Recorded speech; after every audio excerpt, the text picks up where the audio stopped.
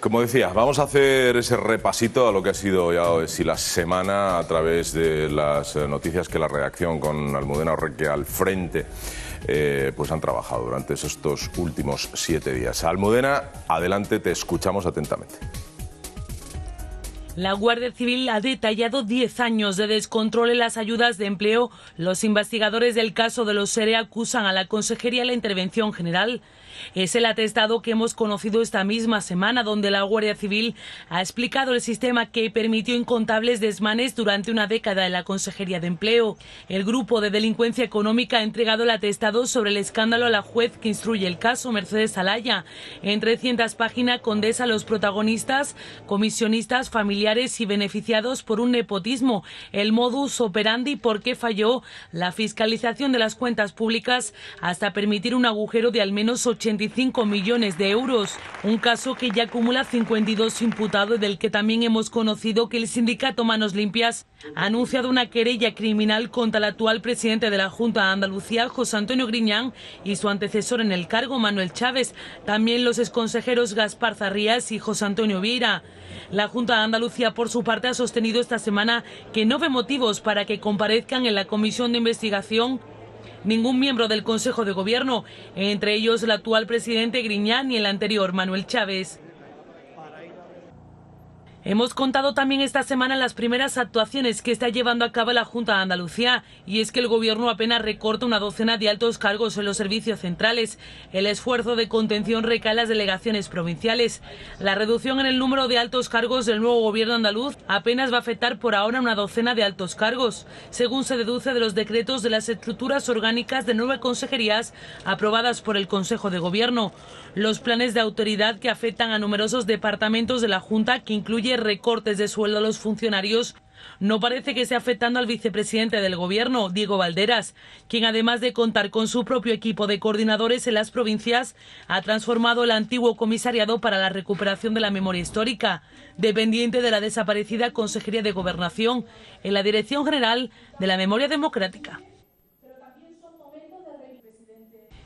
Y también les contamos que el mercado del alquiler se está desinflando con la crisis, y al igual que el de la compraventa, algunas zonas de la costa están siendo las grandes damnificadas del hundimiento de las rentas, víctimas de hasta un abaratamiento medio de los alquileres de un 17%. Hasta un 40% ha caído en el precio medio del arrendamiento de las viviendas de playa en algunos lugares respecto al año anterior. Después de experimentar un incremento medio de un 4,5% entre los años 2010 y 2011, ese 2012 los propietarios han optado por rebajar los precios para proporcionar al viajero una oferta coherente con la actual situación económica. En su conjunto, la evolución de las rentas en las playas españolas indica un descenso de una media ponderada cercana al 17% entre los veranos del año 2011 y 2012. Bueno, pues oye, todo no van a ser malas noticias. No, tenemos tantas banderas azules en Andalucía. Oye, es un buen dato, ¿no? Un buen dato no, pero ¿sabes una cosa? Positivo. Gracias a Dios estamos habituados a que nuestra costa andaluza sea bien tratada y bien mirada del resto del mundo. Aunque lo cierto es, Agustín, que desgraciadamente son noticias que pasan a un segundo, tercero, cuarto, quinto, sexto plano. ¿En favor de qué? Pues en favor de asuntos como los que va a detallar ahora Andrés Muriel perfectamente, como es el caso de los ERE fraudulentos. Yo iba a seguir hablando. Don Andrés va a los medios. Yo iba a hablar del remanente de tesorería. No creo que se te ocurra ya hoy. Y de las banderas azules. Seguimos con los ERE, ¿no? Por favor, sí. Hombre, yo creo que la semana ha sido interesante en cuanto a este caso de corrupción de los ERE fraudulentos, porque la reacción de la Junta y desde el Partido Socialista ha sido bastante, digamos, contundente. En este caso yo creo que han hecho la máxima de que la mejor defensa es un buen ataque, ¿no? Y entonces de primera hora pues han descargado durísimas críticas contra el informe de la Guardia Civil, que es un informe que yo lo he estado leyendo, un informe amplio de más de 300 páginas, donde se detalla pues perfectamente toda una serie de cuestiones que salpican directamente al Consejo de Gobierno y también al presidente de la Junta, que no olvidemos que fue consejero de Economía y Hacienda entre 2004 y 2009, ¿no? El punto nuclear del que aquí hemos hablado también en más de una ocasión son esos famosos informes de la intervención, los famosos informes de intervención que desde el año 2005 venían advirtiendo de que se estaba vulnerando de manera flagrante el procedimiento. Esos informes fueron remitidos al consejero de Economía y Hacienda, porque de él depende la intervención, y también llegaron al consejero de Empleo. Y lo que dice la Guardia Civil es que, debido a la magnitud del caso y a la reincidencia de IFA-IDEA, que es el órgano a través del que se pagaban toda esta serie de ayudas, pues debió conocerlo. Aquí digamos el cortafuegos, el parapeto que se puso de un primer momento es que esos informes, la que entonces era viceconsejera, hoy consejera de Hacienda y Administración Pública, Carmen Martínez Aguayo, pues no le dio traslado al consejero José Antonio Griñán, porque esgrimió en su día que no eran lo suficientemente relevantes, ¿no?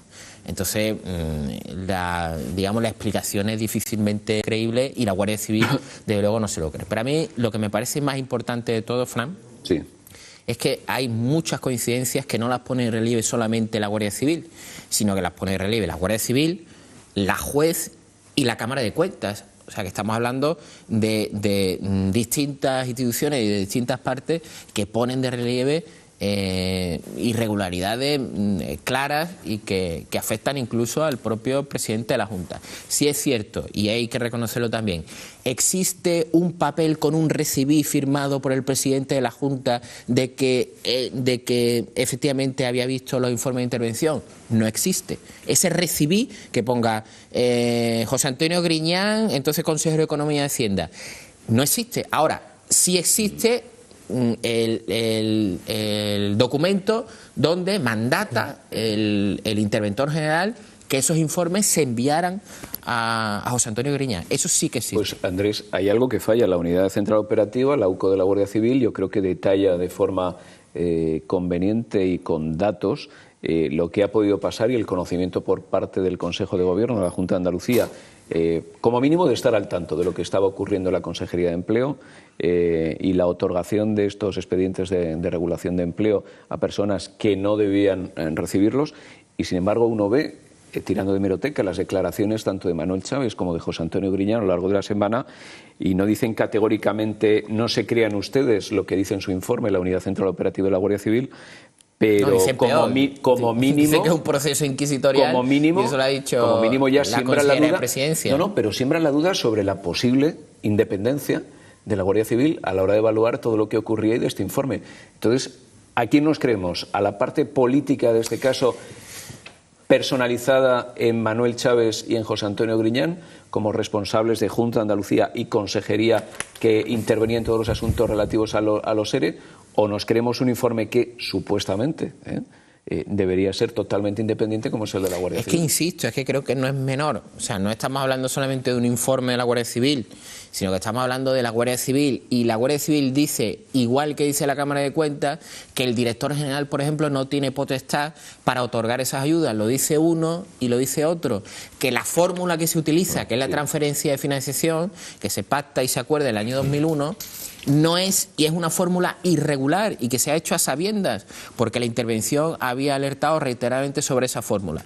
Y ojo, que es que no lo dice solamente una institución, que la Cámara de Cuentas, o sea, en la Cámara de Cuentas en este informe han estado trabajando 3 técnicos y 2 auditores, 5 personas. Sí. O sea, hay una connivencia de los 5 que han estado trabajando en el informe y el que lo ha coordinado, que es el hoy consejero de Turismo de Izquierda Unida. Todo el mundo hay una especie de confabulación con el Partido Popular para, digamos, tergiversar la realidad. Oye, pues parece, como mínimo, parece un tanto llamativo, ¿no? Todo indica, a ojos de la Junta de Andalucía, que el benemérito cuerpo no está haciendo mérito suficiente para agradar las expectativas que ellos, supongo, habían depositado en cualquier tipo de investigación, pues no tiene otro fundamento. El señor consejero de Justicia, el antiguo fiscal, el señor Llera, dice textualmente uso fraudulento de un instrumento legal.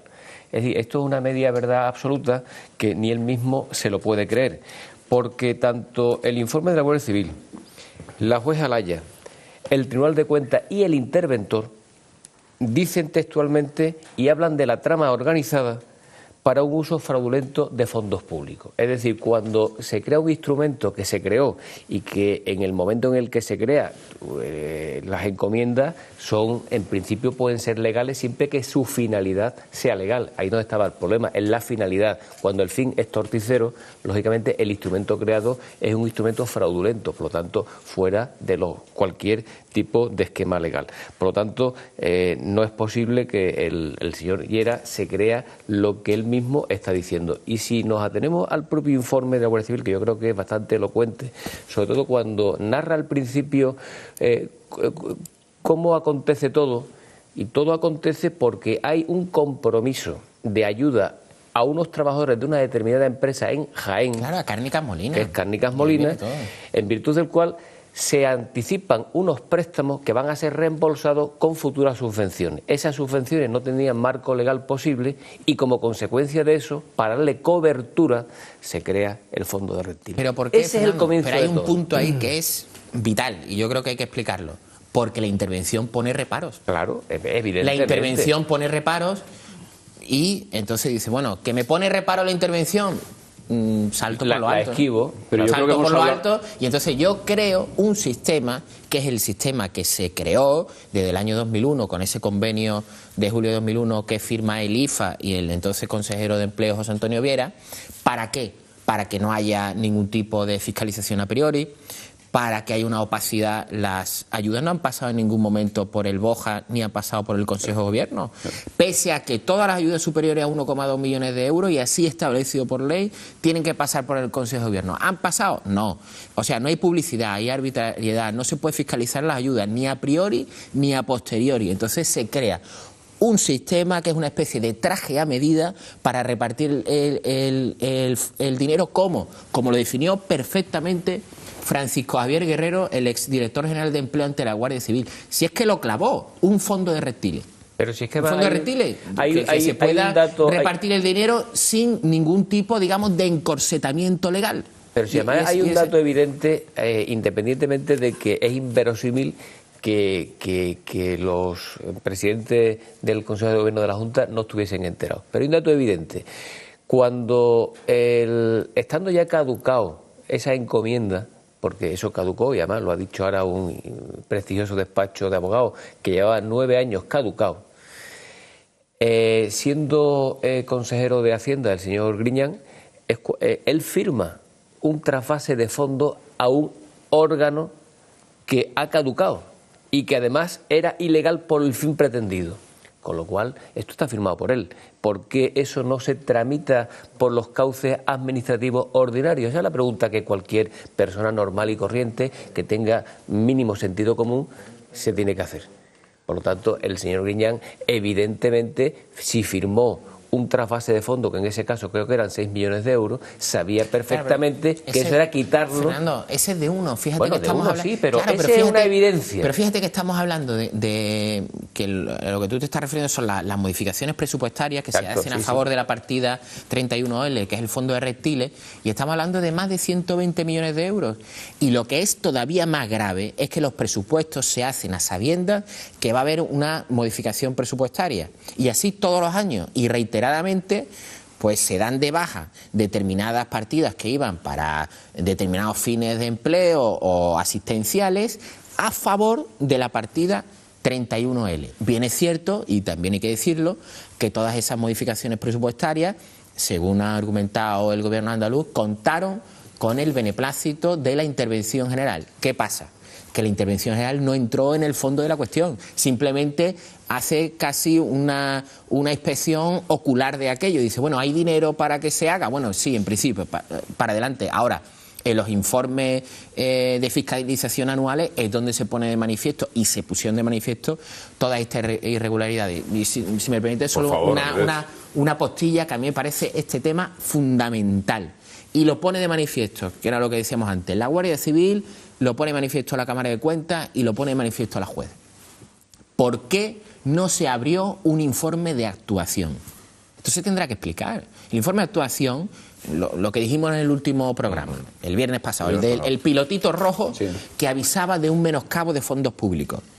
Si la Cámara de Cuentas, la Guardia Civil dice que se están produciendo todos estos incumplimientos de manera flagrante año tras año y que no se están poniendo las medidas necesarias para, digamos, reconducir todas estas irregularidades, ¿por qué la Intervención General no abrió ese informe de intervención que hubiera obligado directamente a José Antonio Griñán, siendo, como dependía de él, la Intervención General, a dar explicaciones directas al Consejo de Gobierno, porque además está estipulado por ley?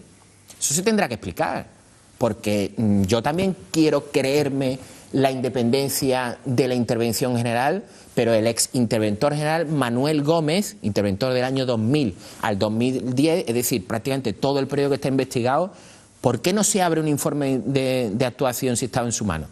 Y esta imparcialidad, yo al menos como periodista y también ciudadano de a pie que ve esto, como yo también dudo. Y además teniendo en cuenta que la colaboración del interventor general no ha sido especialmente exquisita con la justicia, que ya declaró en el caso Mercasevilla y la colaboración fue nula. Y el ex interventor general, una vez que deja el caso, o sea, una vez que deja la intervención, qué raro que deja la intervención pocos días después de que estallara el caso, a finales de 2010.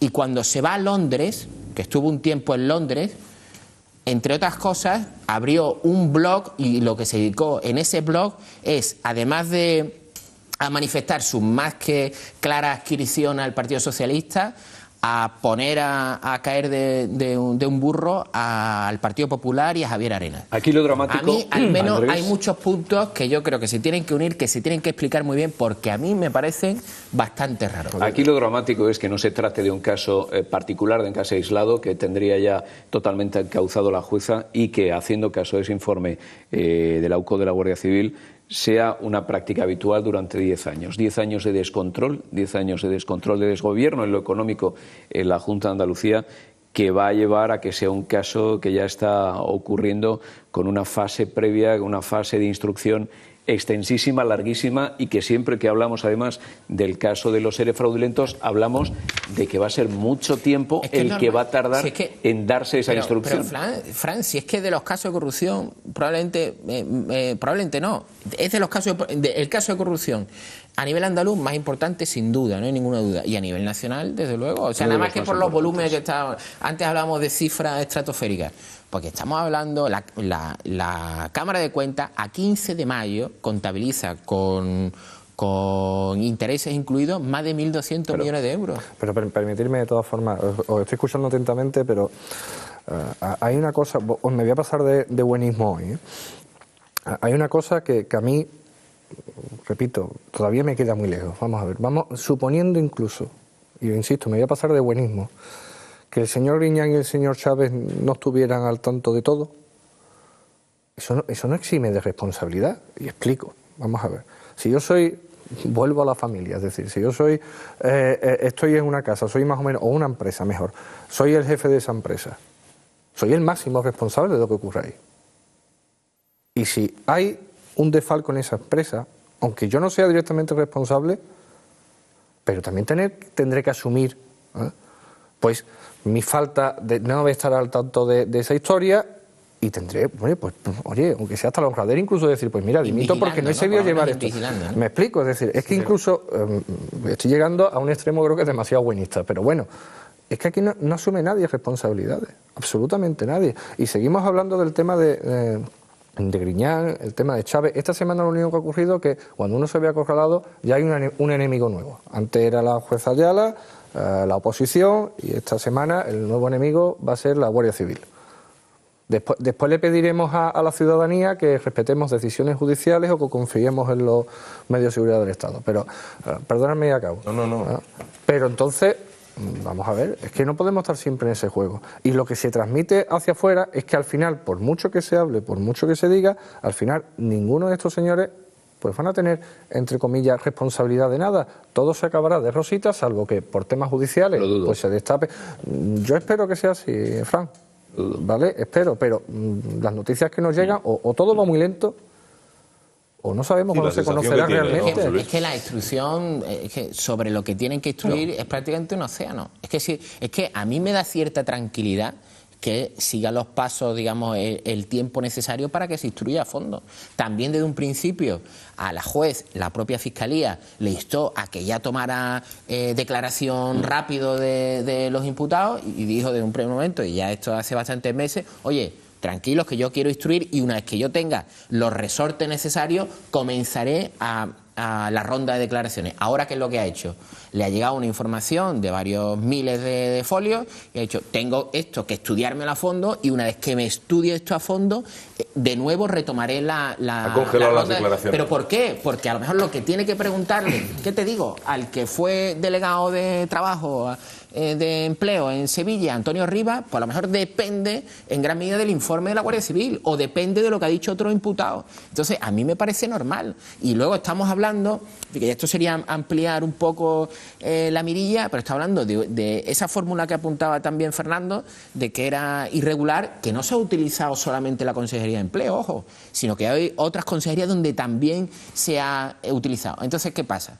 Si delimitamos la instrucción y decimos, como está en empleo y esto tenemos que hacerlo rápido, si esta fórmula se ha utilizado también en la Consejería de Innovación, aquí no investigamos porque es que nos vamos de hora con este caso. Bueno, yo creo que merece la pena que un caso de esta envergadura se investigue a fondo y se investigue de manera... Pero a colación con lo que decía José Luis en relación con las responsabilidades, aquí hay cuatro caminos de responsabilidades, que son las políticas, las administrativas, las civiles y las penales. En relación con las políticas es las que son más evidentes y son en las que desde un principio, bueno, debió de darse una explicación clara y convincente, cosa que no se ha hecho a través de una comisión o a través de plantarse en el Parlamento y explicar cada uno qué es lo que ha hecho, a pregunta del resto de los diputados.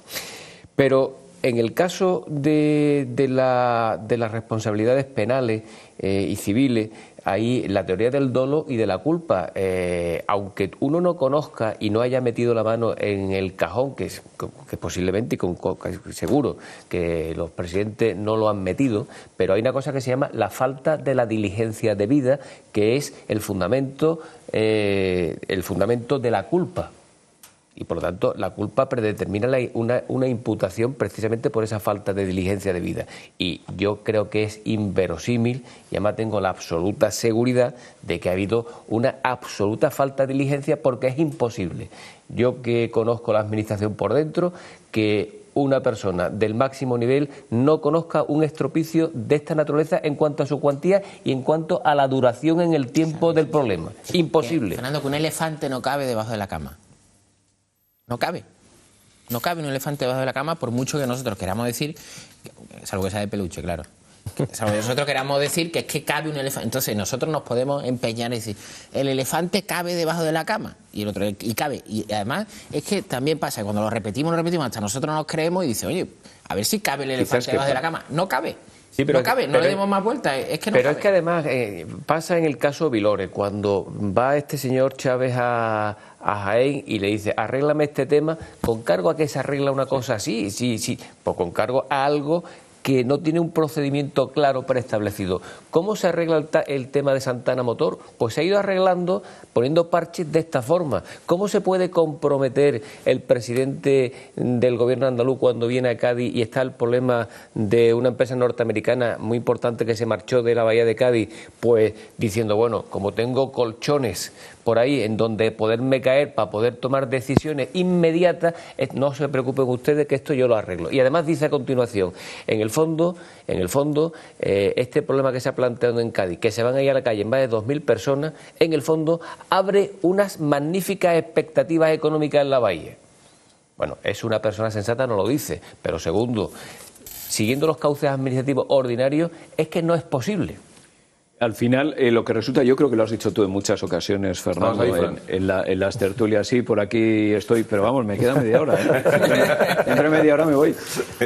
Las tácticas arteras también de la Junta de Andalucía de utilizar argumentos políticos o de ser políticamente muy contundente a la hora de tratar temas económicos. Es decir, para encontrar esa paz social, esa paz también en lo económico, tirar del argumento político. El caso que lo ilustra perfectamente es el famoso de Vilores, en el que parecía que la única forma de solucionar lo que se le venía encima al propio presidente Manuel Chávez con esa visita era firmar previamente la otorgación de una serie de, pues de dinero, unas partidas económicas que venían de donde venían, de lo que luego nos hemos enterado. Pero claro, que le diga alguien al interventor, si es un interventor como yo conozco son los del Estado, que es un cuerpo de interventores extraordinarios que la Junta tenía que coger y trasladar ese esquema a la propia Junta de Andalucía, le dice, no, mire usted, esto es un dinero que se va a dar porque es que le van a montar el follón al señor presidente. Exacto. Y lo que quiero que no se lo monten. Dice, mire usted, el señor presidente,